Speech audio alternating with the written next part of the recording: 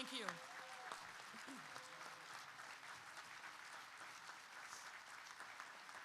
Thank you.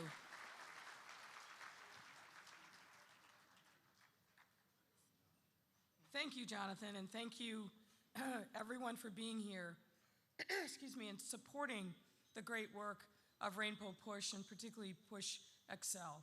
As you saw from the video, the legacy of the work of Dr.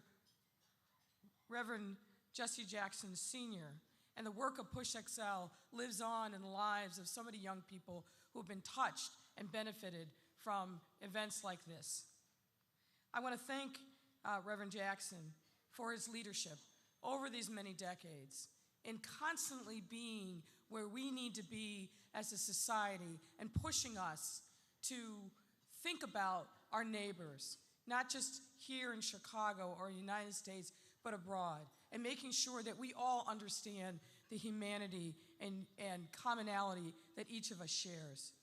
His legacy will always live on, not just through his many works, but from the lives of countless numbers of people that he has touched. So, Reverend Jackson, thank you so much for being our leader.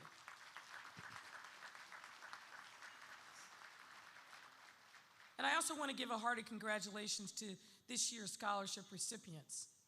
And I want to challenge you to make sure that you take the talent and the work that you will endure and make sure that you give it back to someone else in your family, someone else in your community. When we are fortunate enough to receive a gift of scholarship, it means that we have an obligation not only to live up to the people whose expectations are embedded in every single dollar, but to make sure that we live a life of purpose so that we can be an example and giving back. So I challenge this year's recipients to think about that as they move on in their journey. As you saw earlier in the program, each of these remarkable individuals shine because of their own talent and reflect the range of talent brimming here, right here in Chicago. Education's vital importance needs no explanation, particularly in historically oppressed communities. But in the discussion about education, whether here at this breakfast or across Chicago, there is one aspect that bears remembering as we come together to honor Dr. King's legacy. One quote, I think, that doesn't get a lot of publicity, but I think really summarizes his philosophy. He said, quote, "The function of education is to teach one to think intensively and to think critically."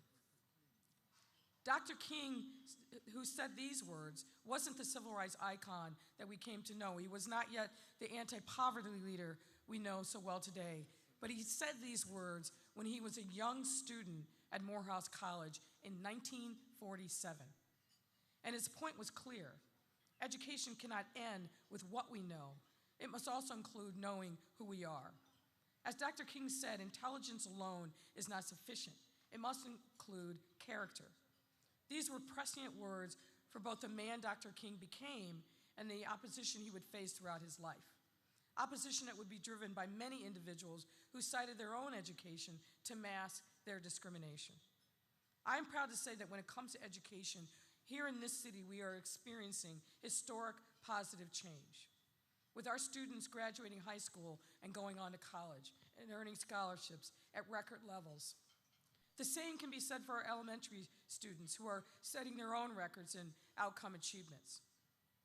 Meanwhile, we are seeing tremendous success in our city colleges through unprecedented expansion in access and work partnerships with our universities and city businesses, many of whom are represented in this room today. Clearing the path for every young person in Chicago to get a good education and a good job is a top priority and should be for all of us. Ensuring no one will ever have to worry about an obstacle getting in the way of their talent and dreams.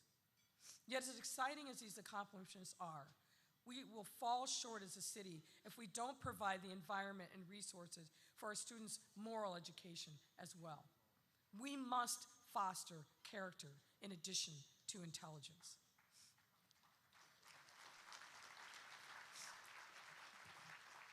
And I just also want to pick up on one thread that Jonathan mentioned.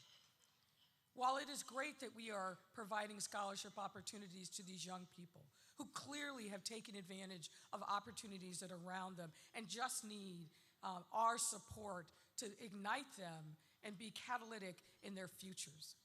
There are many young people who are never going to see the inside of a room like this. They are not positioned yet to take advantage of opportunities that might be there. And that is because of the grip of intergenerational poverty. My commitment to this city this year and in every year that I am mayor is to make sure that we step forward in a bold way and tackle the challenge, but the necessary challenge of intergenerational poverty.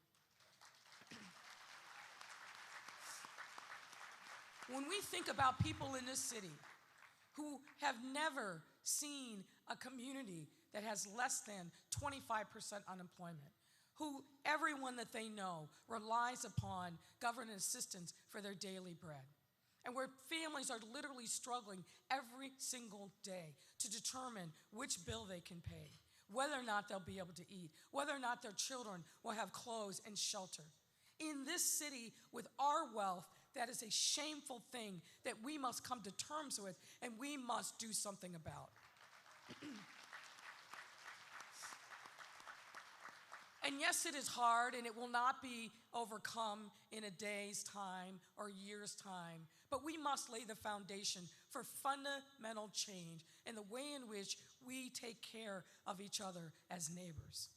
And Jonathan mentioned some of the things that we have started: fines and fees reform, making sure that we have better access to health care, that we give our children real opportunity. But as long as those horrible metrics remain, as long as we keep seeing crimes of poverty manifest in gun violence every single day, our work is not done.